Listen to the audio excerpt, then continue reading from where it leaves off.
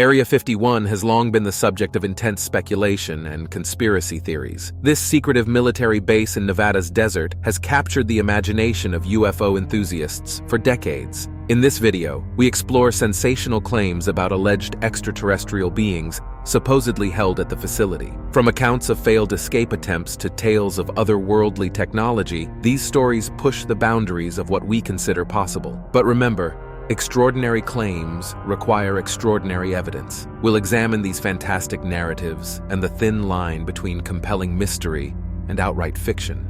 Starting off our list today, we have Kapustin Yar in Russia. This place, often shrouded in an aura of intrigue and mystery, is a Russian rocket launch and development site that has fueled countless conspiracy theories and urban legends since its establishment in 1946. Dubbed the Russian Roswell, it has been at the epicenter of UFO folklore in Russia, with numerous sightings and alleged alien encounters reported over the decades. The secrecy surrounding its operations only amplifies the allure, with speculations ranging from hidden extraterrestrial artifacts to advanced undisclosed aerospace technologies. While it serves as a significant hub for Russia's aerospace endeavors, its mysterious past and the restricted access to the site have made it a fertile ground for outlandish theories and urban legends. My favorite. Next up, we have Camp Peary, commonly referred to as the Farm, is a site nestled in Virginia in the United States, and it is shrouded in a veil of secrecy that feeds the imagination and fuels countless conspiracy theories. Officially designated as a military reservation, it is widely reputed to be the CIA's premier training facility for spies and intelligence operatives. That's like the coolest thing in the world to me. I would love to be a spy. This cloak and dagger aura is compounded by the tight-lipped nature of its operations and the near impenetrable security surrounding the site, which naturally gives rise to speculations ranging from advanced espionage training methods to covert experiments and beyond. The allure of Camp Peary is not just in what is known, but in the mysteries and possibilities of what might lie within its guarded confines. This blend of fact, speculation, and mystery ensures that this site remains one of America's most interesting and captivating secret facilities. Next up on our list today, we have Hangyang Tan, which is in China. This place is full of mystery, largely due to a very intriguing discovery made there: a vast-scale model of a disputed border area between China, specifically Aksai Chin, a region administered by China but claimed by India. The model, roughly the size of several football fields, was spotted on satellite images, sparking a flurry of speculation. While the official explanation suggests it is likely used for military training, giving troops a detailed 3D perspective of the terrain they might encounter, this has not stopped a wave of theories, of course. People have suggested purposes ranging from advanced weapon testing to extraterrestrial communication. This place is full of secrets the public is just waiting to know the truth about, but the truth is, we will likely never know. Next up on our list today, we have Zitkar in Russia. Okay, another one of those secret Russian facilities. This place has captivated the imagination of conspiracy theorists. I mean, what doesn't capture their imagination? But also military aficionados. Dubbed by some as Russia's Area 51, this facility is rumored to nestle within the confines of Kapustin Yar missile test range that we already spoke about, which itself is a site of considerable speculation due to its historic ties to the Soviet Union's early forays into space and missile technology. Urban legends paint Zitkar as a subterranean labyrinth teeming with alien technology and clandestine government experiments. Tales of UFO crash retrievals, reverse engineering of extraterrestrial artifacts, and even advanced propulsion research echo through the corridors of conspiracy forums, fueling a narrative that blends Cold War secrecy with sci-fi mystique. I'm just saying, Bob Lazar probably loves this place. While concrete evidence remains as elusive as the whispers of alien encounters, Zitkar's allure persists, an unexplained secret base where the limits of technology and reality itself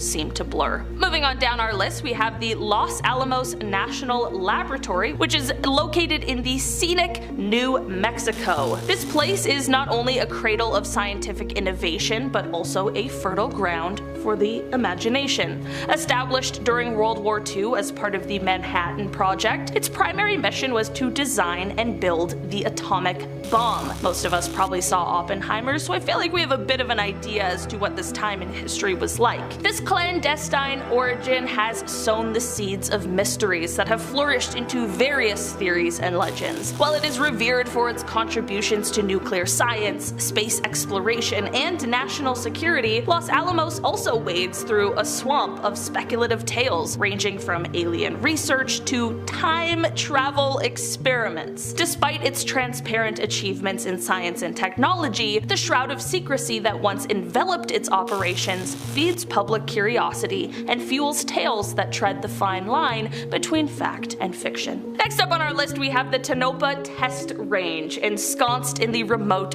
reaches of Nevada. This place is a swath of land that has long been the focal point of intense speculation. Officially, it serves as a key site for the testing of advanced weapons systems and aerospace technology, playing a pivotal role in the US military's research and development endeavors. Yet, its veil of secrecy and restricted access has painted it as a hub of extraterrestrial research, secret government experiments, and futuristic aircraft testing grounds that are years ahead of their time. This place remains quite the mystery. What are they doing out there in the Nevada desert? It's the question on everyone's minds. Next up, we have the Voluchinsk submarine base in Russia. A submarine base. Oh my god, it really doesn't get more secretive than that. I don't know, I'm kind of afraid of submarines. I don't know if that's like irrational or not, but it just kind of freaked me out. They're so large. This place is located on the Kamchatka Peninsula in Russia, and it is a pivotal yet very mysterious naval installation. Officially known as Rybachi Nuclear Submarine Base, it serves as the home port for a significant portion of Russia's nuclear-powered ballistic missile submarine fleet. Say that 5 times fast, holy. This base's remote and inhospitable location, combined with the inherent stealth and destructive power of its submarine inhabitants, shrouds this place in an aura of mystery and foreboding. Urban legends and theories surrounding this base often focus on hypothetical underwater alien bases, or even just covert undersea operations, with some suggesting that the base's submarines are involved in missions or encounters with extraterrestrial technology beneath the Pacific Ocean's depths.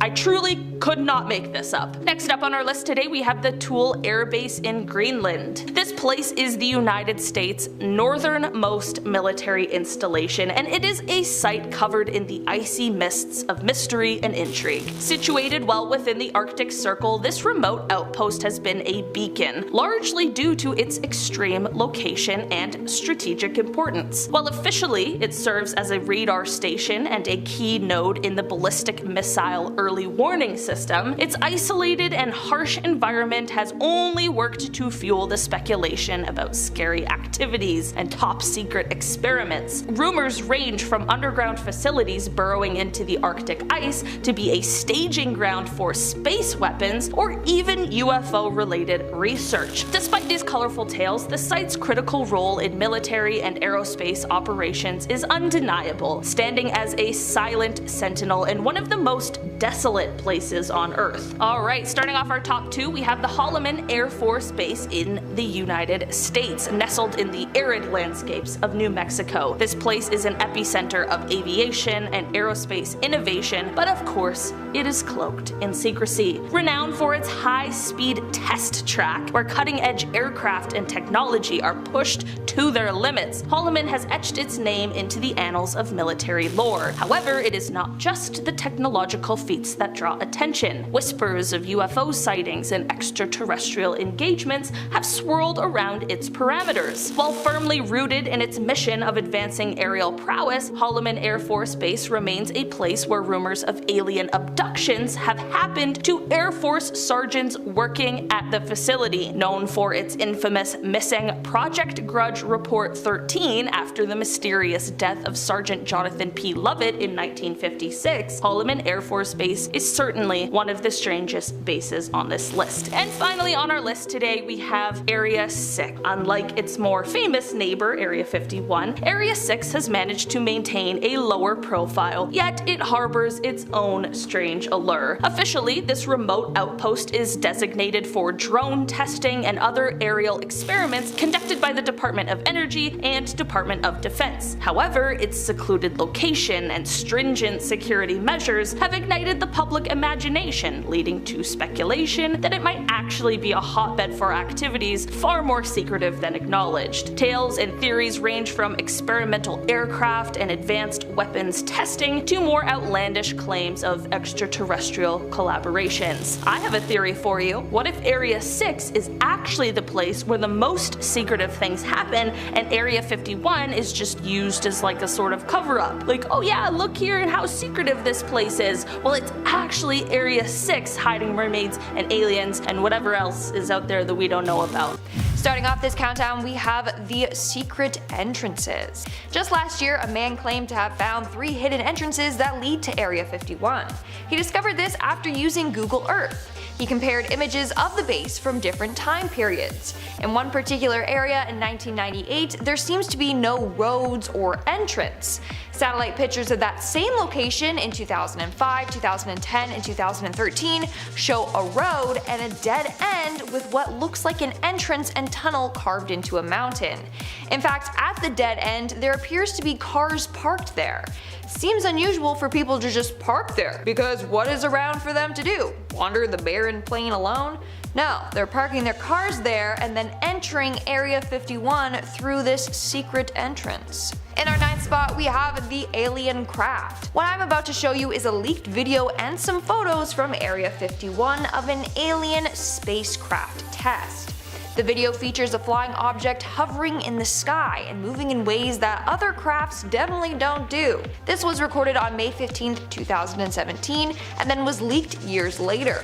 If this isn't actually a UFO, then what could it be? That's what's baffling people. The way it just moves up and down and side to side that quickly is very strange, especially because of its size. What do you think though? Is this proof that Area 51 has gotten their hands on an alien spacecraft? Moving on to number 8, we have the transportation of a UFO. When this next photo was leaked online, it was met with a number of conspiracy theories. So this is the image of the CIA transporting a large part for one of their top secret projects. In fact, when this was getting transported, the CIA sealed off the entire highway. And I'm sure you can see why this was met with a number of conspiracy theories. Like, look at the shape of the thing that they're transporting. That is definitely a UFO or part of a UFO spaceship. Now, this is where it gets even more interesting. Somehow, a group of bikers made it onto the road. When they were stopped by some soldiers, they asked what they were transporting, and the soldier said they found a UFO up in the mountains. Now apparently he said this jokingly, but who knows? In our 7th spot, we have the Tic Tac UFO. Last year, another UFO was spotted near Area 51. This one was given the name the Tic Tac UFO because of its tic tac shape and white or bright appearance. So this spacecraft was caught on footage by a person driving along near Area 51. He was driving along the Extraterrestrial Highway. That's the name given to the highway in Nevada, as a number of UFOs have been seen by drivers while on this route. At first, the driver thought that what he was seeing was just a cloud. When he got closer to it, he realized that it was definitely a craft of some kind. Later on, alien hunter Scott Waring confirmed that the UFO was in fact alien in origin. Also, the area in which he was driving through had a number of wind farms in the area. Turns out that in the past, a lot of UFOs have been spotted around wind farms, and one UFO even crashed into a windmill many years back. Some say this is because aliens are fascinated with human technology. In our 6th spot, we have Stephen Barron. In 2016, UFO hunter Steve Barron captured video and photographic evidence of another alien spacecraft close to Area 51. These were taken near his home in Las Vegas, Nevada, an hour drive from Area 51. Using a night vision camera, Steve head out to Red Rock Canyon to try and capture a UFO. The first couple of hours, there was nothing. Then he saw mysterious weird flashing lights appear over a mountain. He said this in regards to the UFO and its lights, and I quote, "First one, then two, then more and more. They put on a spectacular show. I am glad I was patient because the show they put on kept getting better and better." We are now at our 5th and halfway mark with the CIA spy plane. In 2011, Los Angeles Times journalist Annie Jacobson published a book called Area 51, an uncensored history of America's top secret military base. In the book, she included a number of never-before-seen photos of the base. The first one I want to show you is of a CIA spy plane. This photo shows an A-12 ox cart hidden behind a barrier at Area 51. This was a top-secret plane that was created to reach high speeds and altitudes. During the first 3 years of testing this plane, everything was kept top secret. In fact, the pilots weren't even allowed to tell their wives what they were working on. On May 24, 1963, during a test flight, the plane crashed. The pilot, Ken Collins, was fine but had to eject himself out of the plane. But afterwards, the CIA actually injected him with sodium pentothal, aka truth serum, to then interrogate him after the crash. That's crazy. In our 4th spot, we have the rare photo. So this photo was also featured in Annie Jacobson's book Area 51, an uncensored history of America's top secret military base. In fact, this is a very rare photo that has never been published before. It was published for the first time in Annie's book, and that's it. This photo is an aerial view of Area 51 taken in 1964. I don't know why it was kept a secret for so long or how Annie got her hands on it, but she did and decided to share it with the world. Moving on at number 3, we have the early U-2 spy planes. In the early 1950s, at the peak of the Cold War, the CIA began to develop planes that they wanted to reach an altitude of 70,000 feet to avoid detection against Soviet radar. This gave birth to the U-2 spy planes that you see here in this picture. This photo was taken in Area 51 in 1956, and pictures of workers standing on the plane's wing. Sadly, at least 3 pilots lost their lives during test flights, including 2 at Area 51 and 1 at an Air Force base in Germany. Coming in at number 2, we have Boyd Bushman. Shortly before his death, former Area 51 engineer Boyd Bushman revealed that he encountered aliens while working at Area 51. In a video, Bushman shows a number of mysterious photos to the camera, including one of an alien and a number of photos of the alien's appendages. We have a total of at least 18 that exist and operate with our facility. Now, many people believe that this man is telling the truth. Why? Because he had nothing to gain or lose by sharing his story.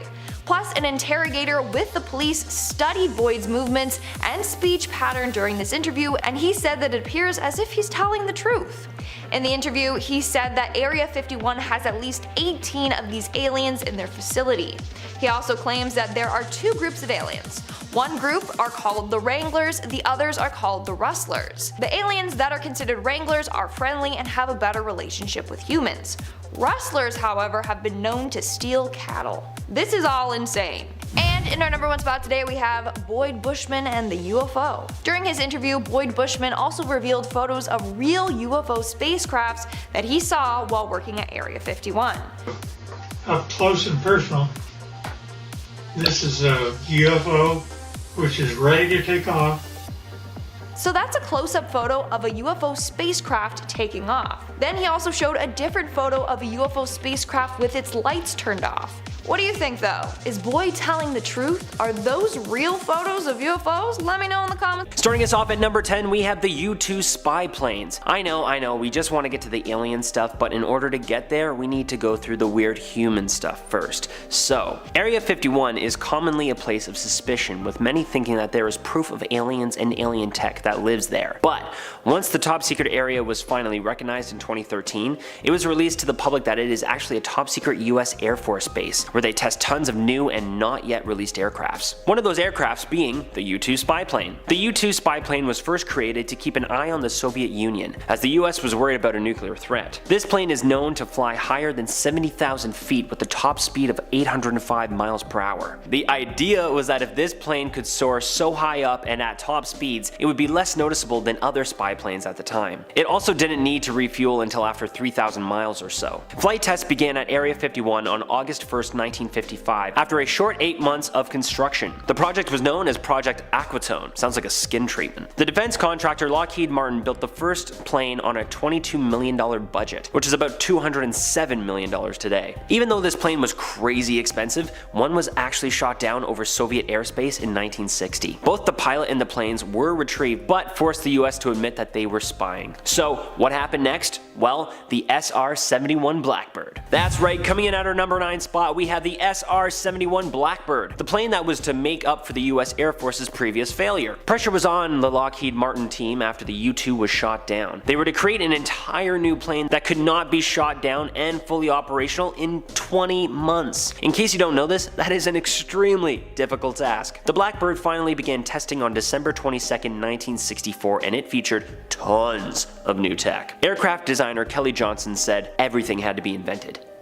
Everything. It was known to many as the perfect spy plane. It could fly up to 80,000 feet high and also had a top speed of 2,100 miles per hour. That's a freaking huge jump from the U-2. Many at the time believed that the remains of the Roswell Crash in 1947 were actually being kept at Area 51, and don't worry, settle down, I'll get there. But because this was during the Cold War, the CIA actually encouraged the myth that aliens were flying around Area 51 so that the Soviets wouldn't know about their newest weaponized toy. But of course, that wasn't the last of their super cool high-tech toys. At number 8, we have the A-12 Oxcart. This was another plane that was in development at the same time as the Blackbird and was in the running to be the new recon spy plane, but the Blackbird won on that one. The other difference was that the A-12 Oxcart had a crew of 1 and it was operated by the CIA and not the US Air Force, who could fit a crew of 2 in the Blackbird. Later testing proved that the CIA Air Force didn't want to go through the development of this aircraft, so the A-12 slowly morphed into the Blackbird, and even the later plane known as the Interceptor YF-12. The Oxcart, however, was smaller than the Blackbird and faster and could reach higher altitudes, but it was still not the winner in this scenario. It could reach heights of up to 90,000 feet and a top speed of 2,208 miles per hour. These craft only operated from 1967 to 68, which is no wonder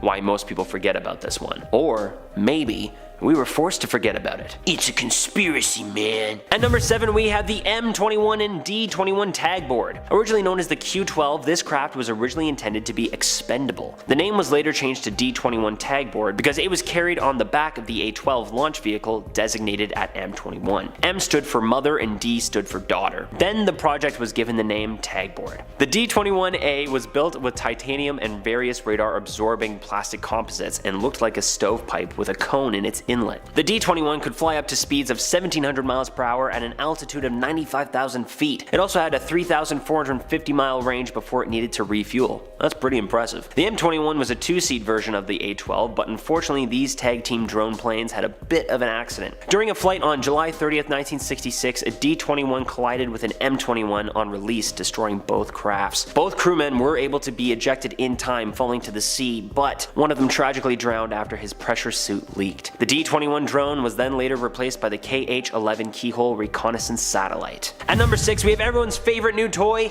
drones! Okay, I don't actually mean the US Air Force is testing all those tiny little remote-controlled toys that we all buy online, but it is believed that the new hangar being built in the same place where the A-12 Oxcart was tested is actually home to a fleet of new unmanned drones that are just waiting to be taken for a test fly. Test drive? You know, it doesn't matter, you get the point. A quartet of modern hangars divided into 2 separate buildings measuring 90 feet wide are known to be the hangars number 20 to 23 and have been seen going through some pretty major upgrades. Upgrades for what? Probably these drones. These drones are known more professionally as unmanned combat air vehicles, UCAVs for short. Many theorize that the extension and building of this new hangar in the southern ramp area of the base will house large numbers of these craft, keeping them secret and covered up from overhead spies, inclement weather, and of course our friends above us, the aliens. Coming in at our halfway point at number 5, we have trespassing humans. This one should be an obvious one, because I'm sure we all remember the Storm Area 51, they can't stop all of us. raid back in September of 2019, which definitely didn't go as planned. This was a Facebook event that over 2 million people responded to going, as well as 1.5 million responded with interested. Obviously, because of all the alien rumors, myths, and legends, just about every single day tourists can be seen trying to get as close as they possibly can to the top secret base. Although the closest people can get is to the gates, which are still miles away from the actual base. Clearly, at least 2 million people thought that if they all band together, then they could storm past the gate, run a few miles, and reach the ultimate destination of Area 51. Emphasis on thought, because on the actual day of the event, only about 150 people showed up and none of them got in.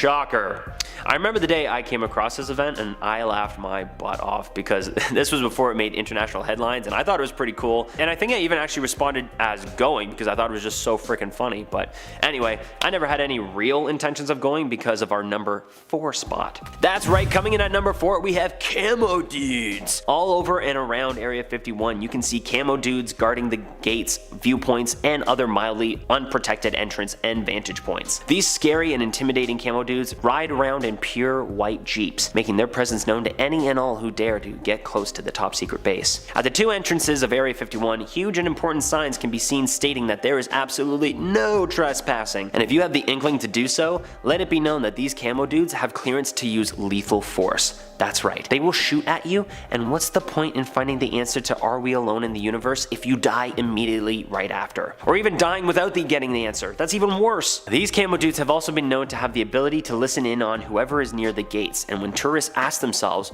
hey, I wonder if they will wave to us, they immediately give back a nice little wave confirming that you are being watched and listened to. So, tread carefully. Starting us off in our top 3 spot at number 3, we have UFOs. That's right, no duh. Due to all the top secret flight testing that they do in and around the top secret base, many have found secret little vantage points to camp out and see if they spy anything. With some luck, many have reported seeing UFOs and strange lights above the airbase at night, and many don't believe them to be human technology. Not only have there been reports of strange lights and UFOs above the base, but even in the state of Nevada, there have been countless eyewitnesses to strange things and objects in the sky. I mean, that only makes sense, as Nevada is home to the Extraterrestrial Highway, which of course was created due to all the alien lore surrounding the area.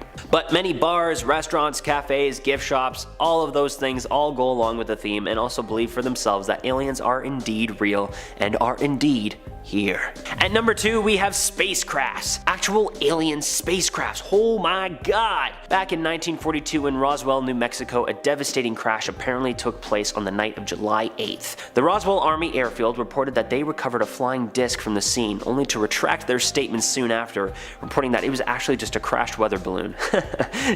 yeah, right. Since this incident, many have gone on record saying that the famous picture of Jesse A. Marcel posing with the weather balloon debris was indeed faked. That was what they were asked to report on after the top secret government officials confiscated the actual crash debris and were never seen of again. It is now popular belief that not only was the craft confiscated and brought into a top secret high government hands, there was also 3 human-shaped bodies. Notice the wording. Human-shaped, but not human. Due to all of its top secret mythos, many believe that once Area 51 was built in 1955, that's where all of the evidence from Roswell, New Mexico now rested. Of course, there's no way to prove it unless we get in there, and by the way, I also recently learned that there are even secrets and truths kept from the freaking president. So don't count on getting close to any of that info anytime soon. But wait, back up. Dewey, did you say 3 human-shaped bodies were recovered? Does that mean... Yup. Finally coming in at our number 1 spot, and the most shocking and obvious thing on our list is actual aliens! Back in 1995, footage of an alien autopsy supposedly at Area 51 was released thanks to London-based video entrepreneur Ray Santilli. This footage caused an international sensation and was shown on television networks all over the world. Santilli later in 2006 admitted that the film was a reconstruction, which, no duh. But do we really think the government and the men in black would really let the news channels all around the world show an alien autopsy? I don't think so. But that being said, Santilli said the footage was reconstructed, as in that there is actual footage of this autopsy, and whoever created this widely released tape was actually recreating an event that actually happened. To the best of my knowledge, there is no hard proof that this footage exists out there, but it wouldn't matter anyway, because most of it is supposedly lost. All I know is that 3 human-shaped bodies were recovered from Roswell, and that can mean a lot of things. Whether they're at Area 51 or not, I think they're here. Alright, we're gonna get right into the weeds here with Lazar's claims about flying saucers at Area 51. So when he claimed to have worked there, he said there were 9 alien aircrafts being held and studied at the base. In terms of what these alien crafts were being used for, more detail on that in a bit, but basically they were reverse engineering the alien technology. In terms of what these alien aircrafts looked like, Lazar described them as looking completely different from one another. Some of them he only got a quick glimpse of and were too far away to make out proper details, but a couple really stood out to him, and one he referred to as the Jello mold, describing it looking like, quote, your classic Jello mold with the ripples on the sides of it. One he saw looked more like a flat disc, and part of it was damaged. He figured maybe researchers had been maybe testing whether or not their weapons could penetrate it, or it could have just crashed or been shot down initially. And most of his research was happening at Area S4. But let's go to Hannah for more info on that. Alright, thanks James. Unless you're living under a rock, I'm positive you have heard about Area 51, otherwise you probably wouldn't have clicked on this video. But do you know about Area S4? Well, neither did most people until Bob Lazar decided he was sick of the secrets and decided to tell the world. According to him, Area S4 is a secret base located in Nevada near its better known counterpart, Area 51. So, why the super secret base connected to an already pretty secret base? Well, aliens. Alien spaceships, alien intel, alien technology, antimatter reactors, and moscovium, also known as element 151. More on that later. But Area S4 was aggressively denied by the government, who even went so far as to say that Bob Lazar never worked at the Area 51 base in the first place. But here's the thing. At one time, they had also said that there was no Area 51 base, and that they weren't big brothering us either. So in this case, I'm thinking I might be inclined to believe Bob for this one. Now, Bob Lazar also gave vivid descriptions of the technology that was used to gain access into S4, hand scanners. Now, hand scanning tech may not seem all that impressive to us these days, but keep in mind, he was working at Area 51, or claimed to, in the late 80s, so this was pretty advanced technology for the time. If this is true, you can only imagine some of the futuristic tech they could have over there now. According to Bob Lazar, the security system at the S4 facility involved a unique and advanced hand scanning process. When you'd come up to secure areas, you'd be required to undergo a biometric scan using a hand scanning device. Lazar described this device as a very sophisticated piece of tech that scanned the unique patterns and features of the hand to grant access. He'd place his hand on a scanning surface, and the device would analyze all the specific contours and lines on the hand. The security measure was part of the stringent protocols that were in place to control access to all the extraterrestrial technology housed at S4. But now, back to Hannah. Next up, the Roswell Crash. Now, while Bob Lazar was not the first person to discuss a UFO crash landing in Roswell, New Mexico, he is the first person who has also claimed to have worked on a secret government base to discuss it. So, what is the Roswell Crash? Well, it's an event that took place in 1947. A local farmer discovered what appeared to be a flying saucer crash landed in his backyard. The military was pretty quick to collect the debris. Initially, they were brought to a nearby base, but soon it was leaked that the specimen was sent to other bases in Texas and Ohio for further testing, saying that what had actually landed on the farmer's land was nothing more than a weather balloon. So why did they send it to so many testing facilities? Okay, what's even weirder is that 50 years after the incident, the Air Force released a report claiming that the wreckage was actually part of an espionage mission. Bob Lazar claimed that the whole thing was a poorly planned cover-up, and that the strange events that took place in the area after the crash were due to the fact that what had actually been collected was nothing less than an alien spacecraft. Seems like a lot of lying going on from the government there. They keep changing their story. I'm sure in another 50 years they'll tell us what it actually was. Alright, next up we have Bob Lazar's description of briefing documents. So we've already covered, and we'll talk more about the alien aircrafts seen at the facility, but what about their origin? Does anyone know where these things came from? Well, according to Lazar, the government did have quite a bit of information on these alien beings, and this info was shared with him and other workers in briefing documents. They were part of a briefing that was provided to personnel working on the classified projects at S4.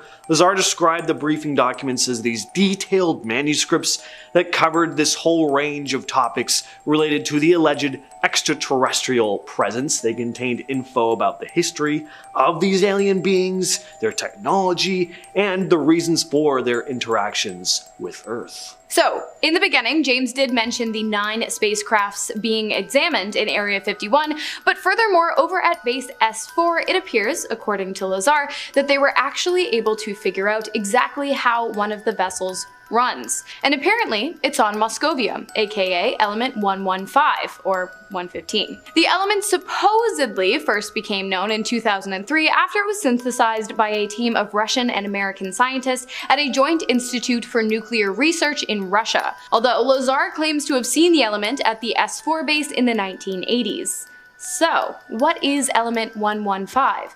Well, it's a super heavy radioactive element by bombarding the atoms of element americium, 243 with the ions of calcium 48. Hopefully I pronounced those somewhat correctly. Obviously, I don't recommend trying this at home. As I said, the element is radioactive, and also you probably can't do it at home unless you have some kind of $1,000,000 lab stashed away in your basement. Anyways, I think that I do believe Lazar, because if anything's gonna power an alien spaceship, it's probably gonna be something heavy and radioactive. Back to you, James. Now, aside from all the alien technology stuff and the inner workings of Area 51, there's another interesting story Bob Lazar has shared about his time working at the base, and that's that his phone needed to be tapped. The higher-ups needed to be able to listen in on Lazar's phone to help make sure he wasn't sharing any sensitive information over the phone, but also to help get a sense of his home life. Lazar wasn't allowed to share any info with anyone, of course, including his wife. She was completely in the dark about what he was doing day to day, and she began to think that he was having an affair. And then she started having an affair. The higher-ups at Area 51 knew this because they'd been listening in on his home phone, but Lazar had no idea. One day he came into work but was stopped from coming in. Then in the days that followed, he started noticing that he was being followed. He found out after the fact that they wanted to make sure Lazar wasn't going off the deep end due to marital problems, and that he'd be stable enough to continue his work at the base. So, Lazar saw the base, and he saw the spacecraft, and he saw what powers it.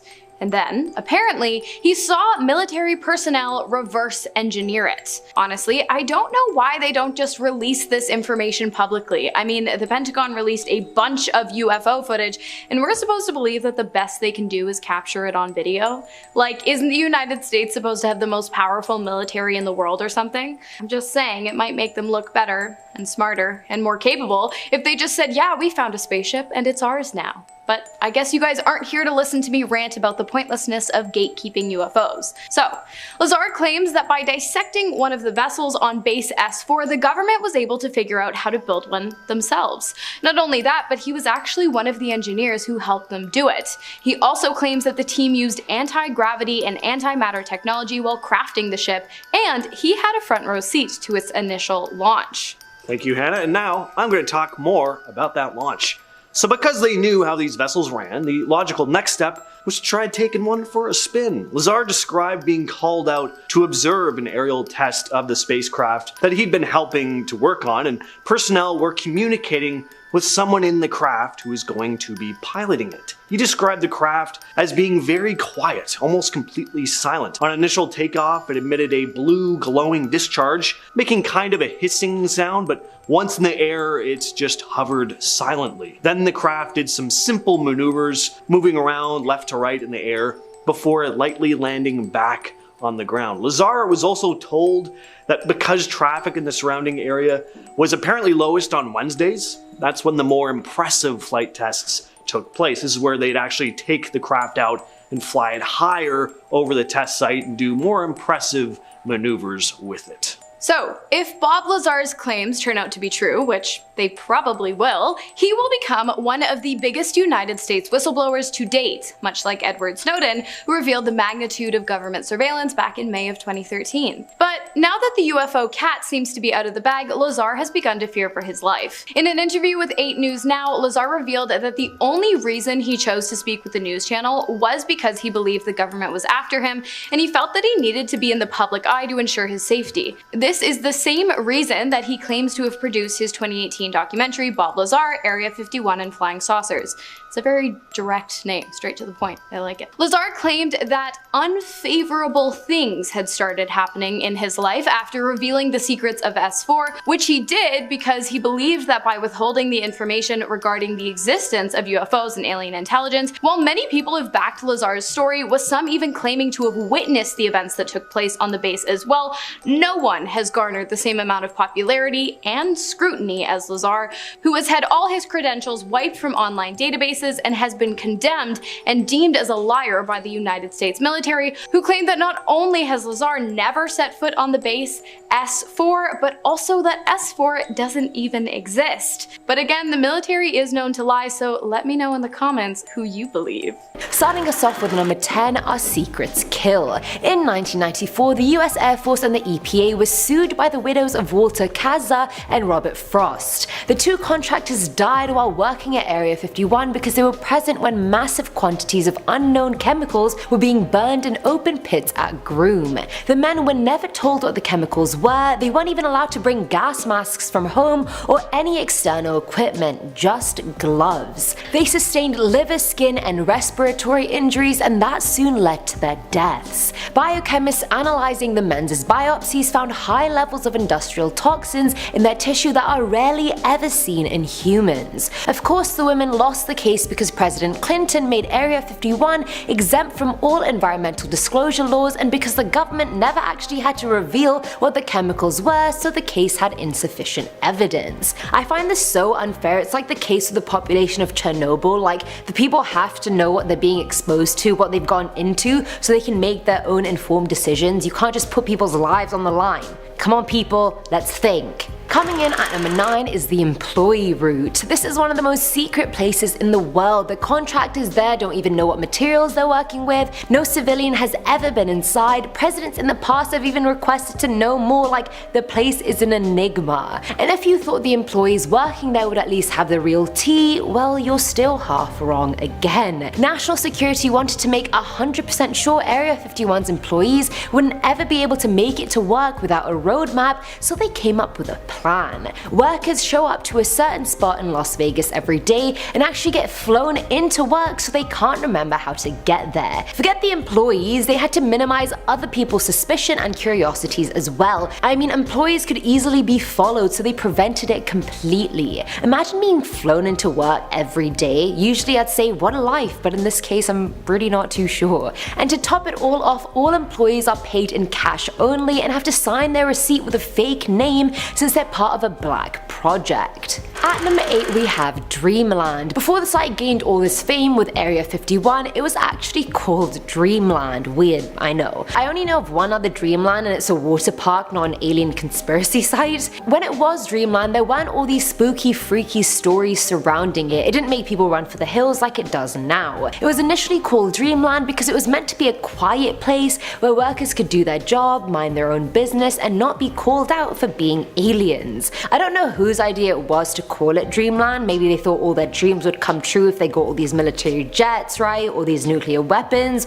or if they dominated other planets. I don't know. That's why they did all this testing, right? But even then, I still don't see the link between military training and aircraft testing and Dreamland. It's probably Dreamland for someone, but that's definitely not me. Filling our number 7 slot is the landing strip, and we can thank Google Earth Images for this one. Back in 2016, it revealed a strange mile-long landing strip located in Area 6, which is about 12 miles northeast of Area 51. There's also a cluster of hangars at the end of the runway, which is quite odd, and if you don't know what a hangar is, it's basically a building that houses aircrafts. No one knows what's being tested there and why the hell they have a mile-long long runway. It looks sus, and based on my previous video about what the government is hiding in Area 51, this is the fully functional alien airport I was talking about. Check that video out if you haven't already. Now at number 6 is Paradise Ranch. So of course there are a number of employees that work at Area 51, and regardless of how high up you were or how much you enjoyed your job, living in the middle of nowhere in the desert is boring. During its heyday when it was a testing site for the U-2 aircraft, an engineer called Kelly Johnson tried to rebrand the area to try and convince more government workers to move there with their families, so he came up with Paradise Ranch. Far from paradise, it was actually just an area filled with rows of trailers for families to live in. That is literally it. No amenities even, I mean at least build a grocery store or a pool. I don't know how they named it Paradise Ranch, that's the biggest fake news if you ask me. And either way, clearly the ghost town trailer area remained a ghost town trailer area. Even the picture of it just gives me the creeps. Coming in at number 5 is the picture. There are barely any aerial pictures of Area 51 at all, and in 1974 astronauts on Skylab 4 were taking pictures of Earth for a larger project, and they happened to take a picture of Area 51. Honestly, you can't even see anything in the picture but the lake and terrain, but soon after a memo went around to them saying they had specific instructions to not do this, and that this was the only location which had such an instruction. They want to keep this so under wraps. The CIA considers Area 51 to be the most sensitive spot on Earth, so apparently now we can't even take pictures of it from space. I mean, can the CIA control what we do in space? I don't think so. At number 4 is The Fire. Most of you know Tom DeLonge as the lead singer of Blink-182, but what you may not know is that he's now an alien hunter. A few years ago he went camping near Area 51 and things got real. During one night he woke up at around 3 AM and his body felt weird. It felt like static electricity was coursing through his body, and when he finally opened his eyes he realized at least his fire was still going, but there also seemed to be noises coming from outside his tent. And it wasn't just one sound, it sounded like it was coming from 20 people. Immediately he was thinking, right, I'm about to get abducted, here they are, they're not gonna hurt me, they're just talking. He tried to listen in on what they were saying, but he coincidentally passed out and woke up to find he had no idea what had happened in the last 3 hours. And having done a ton of research on the topic, Tom knew this chatter was involved in every alien contact or abduction story, so I mean he was this close. Filling our number 3 slot is the Bassel, and hold on because it's definitely not the Bassel you're thinking of. The Sheehan family has owned Groom Mine, which is a segment of Area 51, for more than 125 years. The US Air Force has been trying to buy the land off them for a very long time, offering them $5.2 million for more than 400 acres of land. They're adamant on kicking them out because even though they've been escorting the family into the space for decades, they can no longer ensure their safety. The base runs 24/7, and sometimes they even cancel missions when the family comes out, which stop being financially viable. On the other side, the family claimed it's not the tests that pose a threat, it's the military themselves. Bullets were even fired around their property in the 40s in an attempt to get them to leave. Family members have even been held at gunpoint on their own property, which the Air Force denies, and the family even tried to sue them but ran out of money. They no longer own the land that generations had worked so hard to obtain, and I think that puts into perspective that when Area 51 is concerned, anything goes. Now at number 2 is the Humming. Back in 1965, Charlie Arundel was working as a security guard at a mine near Area 51, and on 2 consecutive nights he was told to shoot anything he saw on sight. Him and a few other guards were driven to another airstrip and told to guard it.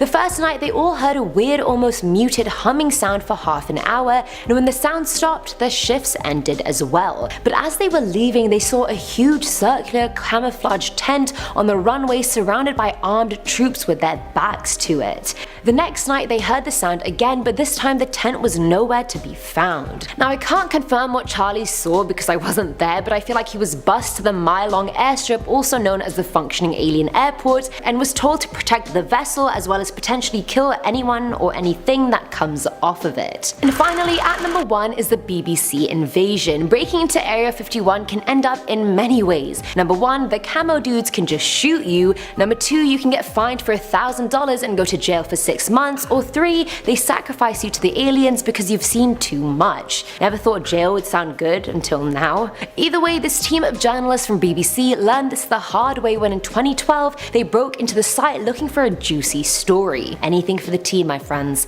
After filming for around 30 minutes, one of the crewmen knocked on a door and 8 camo dudes, which is their official name by the way, I'm actually not bullshit, came out with assault rifles and forced the crew to the ground. They all had to lie face down with guns to their backs for 3 hours until the sheriff came. All their phones, film equipment, microphones, everything were taken away from them, and that's not even the worst part. Amongst the many threats the crew received, one was exceptionally scary. "Son, we could make you disappear and your body will never be found." And I honestly don't doubt they could do that for a second. Starting our list off at number 10, Dark History. This secret base in the Nevada desert acts as the US military hub for spatial engineering, and, possibly, hopefully, some reverse engineering for some alien crafts. The area is named after the geological grid of the desert. The area gained notoriety, of course, in the early 90s, with numerous claims that workers had worked on alien aircraft and even heard of harboring alien creatures underground. The entire premises is fenced off with signs saying no photography allowed, and also use of deadly force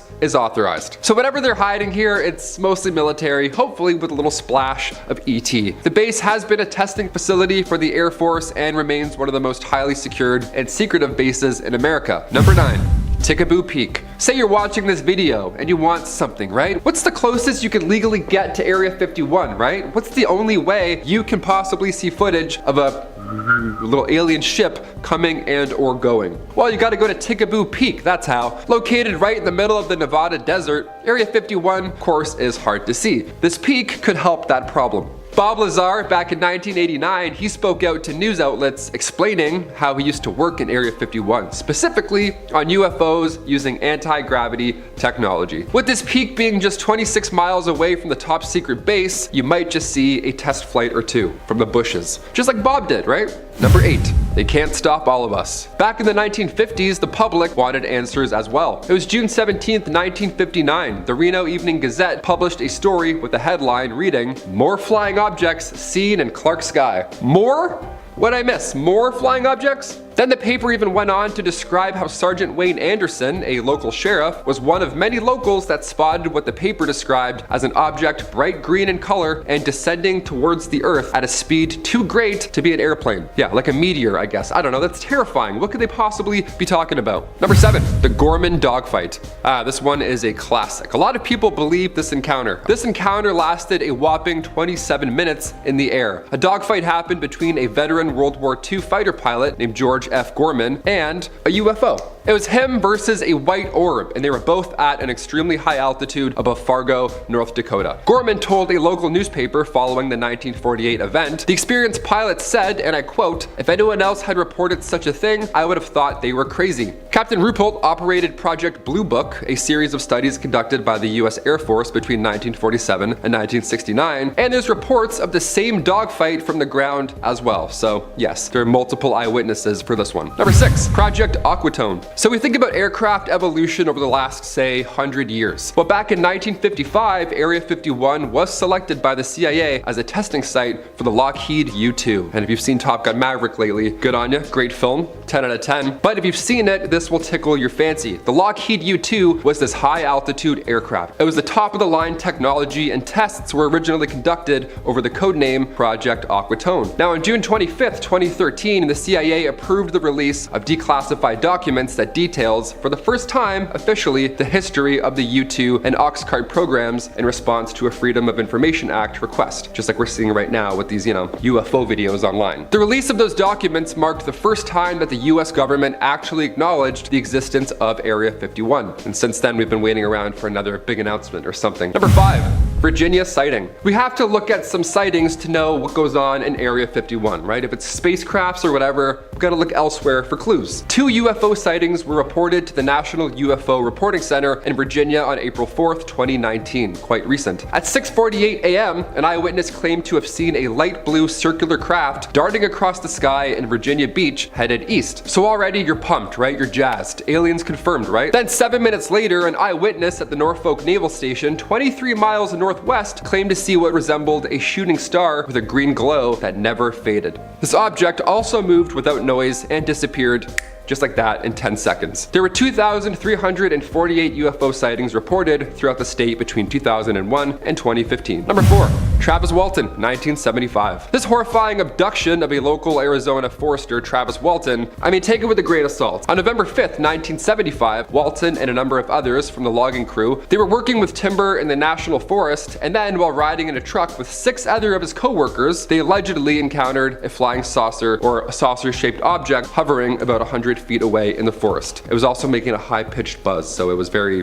something was going on. Walton exited the truck and ran over curious, and then a beam of light appeared from the craft and blasted him unconscious. The other 6 men were terrified and they drove away before returning moments later in panic to a now vanished Travis. Walton claims that he woke up in a hospital room observed by 3 short, bald creatures, aliens. He fought with them until a more human-looking figure led them to another room where he then blacked out again. Walton claimed he remembers nothing else till he found himself awake yet again alongside a highway 5 days later, naked, clueless of what had just happened. Number 3. Run in the Sham Forest, 1980. It was Boxing Day 1980. The forest lies between the military bases of Bentwaters and Woodbridge. Now at 3 a.m., 2 military personnel, John Burroughs and Jim Peniston, they both respond to bright lights in the forest. The radios also stopped working, which is not helpful at all in this case. There was a static feeling in the air as well, and an odd silence. Now the closer the men got, the more they realized it wasn't one of theirs. Peniston was drawn in and he actually touched the craft. It instantly electrocuted him and apparently downloaded him with odd symbols and star map into his brain before the craft eventually blasted off again. 24 hours later, the craft returned and Deputy Commander Charles Halt is now witness in the exact same spot. Only this time, there are now 3 large landing holes in the grass. Years later, Burroughs and Peniston still ask each other and the British government for their medical records from that night because they never received them. Almost 32 years later and still, they've never received anything. Number 2.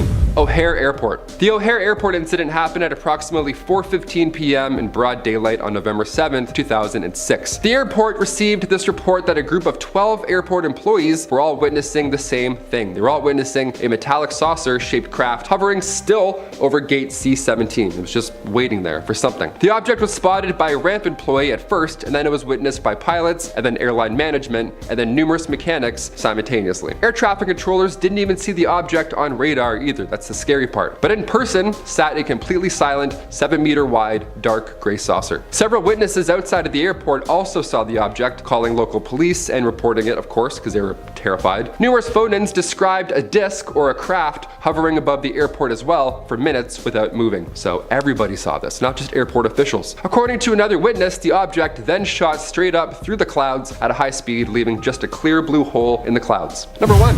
Zimbabwe Sighting. In 1996, a mass sighting was witnessed by an entire school in broad daylight in Zimbabwe. Yeah, more than 150 students and staff were all present at this point. There have been tons of documentaries surrounding this exact case. Face-to-face, arm's length with a craft, and also alien beings. Yeah, this is a whole cosmic visit apparently. The children, who are now mostly in their 30s and or 40s, are still convinced. They still stand by what they saw. More than 100 students can still remember what they claim to be telepathic warning from the creatures surrounding our use of technology and the hazards that it has on our planet. So that's cool. Director and writer James Fox documents this infamous interaction in his 2020 documentary, The Phenomenon. Area 51 could be housing UAPs or parts left over from interactions like this one in Zimbabwe back in 1996. Who knows? Comment down below if you think aliens are real, if UFOs are real, if Area 51's a bunch of hogwash.